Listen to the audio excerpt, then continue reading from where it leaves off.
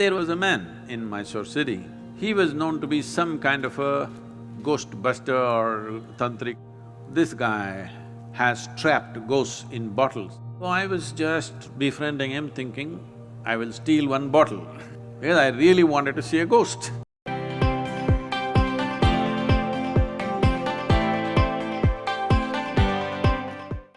Sadhguru, you were talking about stories. So we were conversing and, we were agreeing that when we were growing up, some of the best stories that we used to hear from, family people or grandparents or friends, senior people, would be the ghost stories.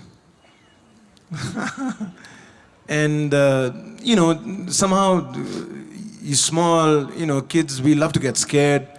Still they want to hear that ghost story. It's one of their favorite things, amongst all stories. Do you have any ghost story from your experiences of traveling in the mountains?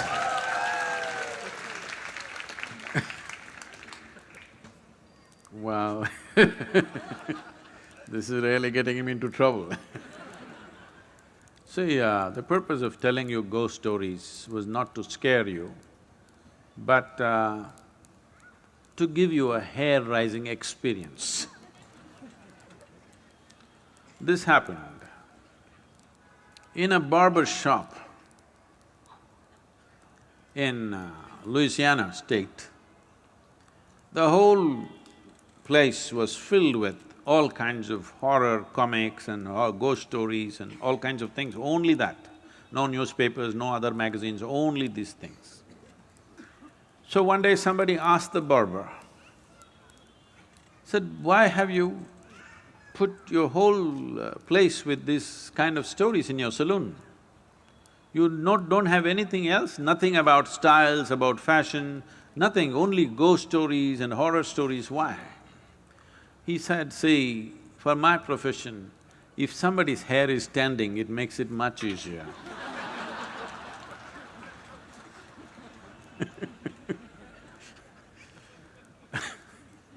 So the idea was to give you a hair-raising experience not to scare you And I must tell you, this fascinated me so much that there was a man in Mysore city who was also working in the Mysore City Corporation as some official, but he was known to be some kind of a ghost buster or tantric or whatever he is.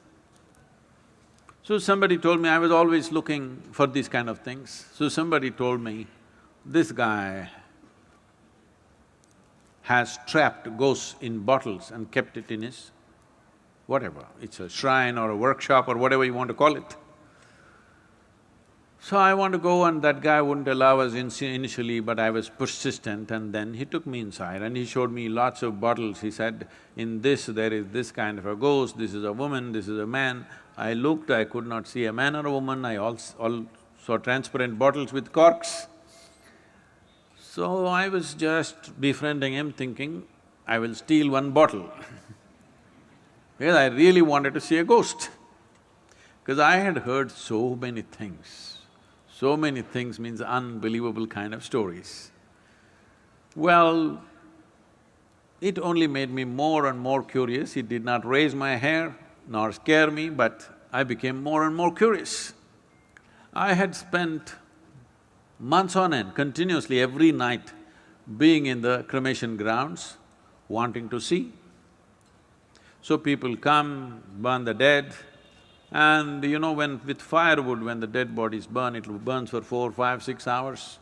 People stay there for an hour or hour and a half and then they have other business to do. They will cry and they'll weep and they will go when it's still burning. Normally what happens is, when as the fire burns, one thing, because there's always economic aspect to everything, if they've not put enough fire long enough, when this collapses, the outer part, first thing that'll happen is, because neck is such a small thing and it gets burnt, and once the spine is burnt, the burning head will roll away, do-do-do-do-do. So I am the one who picks it up with a stick and puts it back and waits, where is the damn ghost? It doesn't come. Many months on end, I sat there, no ghost came. Somebody said, you put a nail in that tamarind tree, it will come. I would nail the damn tree again and again and again, nothing came. Somebody said, in this house there is a ghost. So I would beg them, please allow me, I want to sleep in that house and see if the ghost comes. Did not happen. So I went to this guy, and when they said specifically it's in the bottle, I wanted to steal a bottle. But he was very protective about his bottles So I didn't see anything coming out, but he showed me one thing. He made an elaborate design with rice flour. In the 5 corners of this, he kept one egg. He did all kinds of things and poof, he clapped his hand, pop! All the 5 eggs burst right in front of my eyes. So, I thought, something.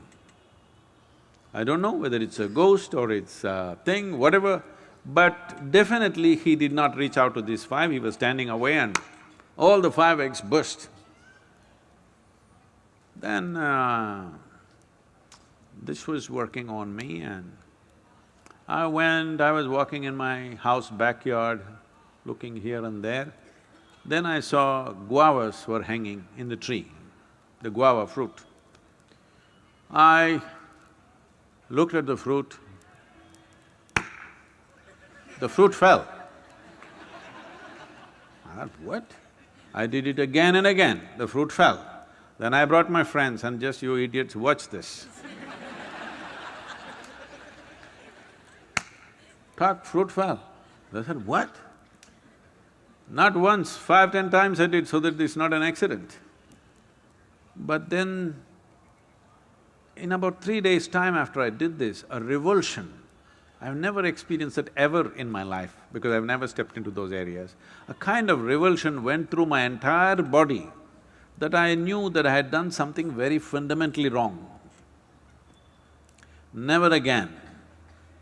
I said, you want the guavas? Go up and get it. You want anything in your life, go and get it.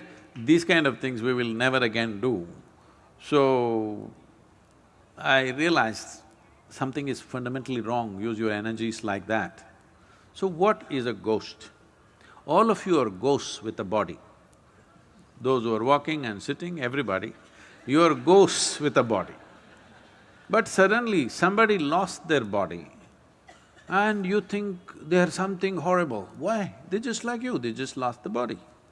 Is it true that you gathered the body over a period of time? Suppose, let's say you had lost control over how much you eat and you became this big, and then you came to yoga program and whatever, and slowly you shrank into half your size. Does it mean to say half of you has become a ghost? Hello? So if somebody lost the body, 50, 60 kilograms of planet that we have picked up and made into this, if they put it back, is that a ghost? Then you are also a ghost with a body, isn't it? So this abnormal way of looking at life, that just because somebody lost their body, they've become something evil, something fearful, something terrible, is a very abnormal way of looking at life. The nature of life is such that whether… See, right now, this is something you must look at this, not intellectually, really experientially. You're breathing, all of you, are you? Hello? I'm just checking. Hello? You're breathing. So if you're breathing, let us say this was like a building or whatever, right now we are in the quadrangle kind of place. So there is life here that you're breathing. You may call it air, but it's actually life, because if I take away this will go. Yes? Your life will go. It's only in this transaction, life is happening, isn't it? So it's not just about air, oxygen, this, that. This is a living cosmos. You are like a little bubble, you captured a little bit of life. You know, did you blow soap bubbles when you were young at least? So when you blew your soap bubble, you got this big bubble, I got that big bubble, let us say. We were looking at this, oh, this is my bubble, this is your bubble. Then they went poop. When they go poop, You don't say, this is my air, this is your air, isn't it? This is just like that. This is just a bubble. You captured a certain amount of life and it's functioning in a certain way. When this bubble bursts, there's no such thing as your life and my life. Well, you may not break the entire bubble, you may break the outer surface of the bubble and the inner surface of the bubble may still remain. Just because the outer peel has dropped off, do you call that a ghost? Then you are a ghost with a body.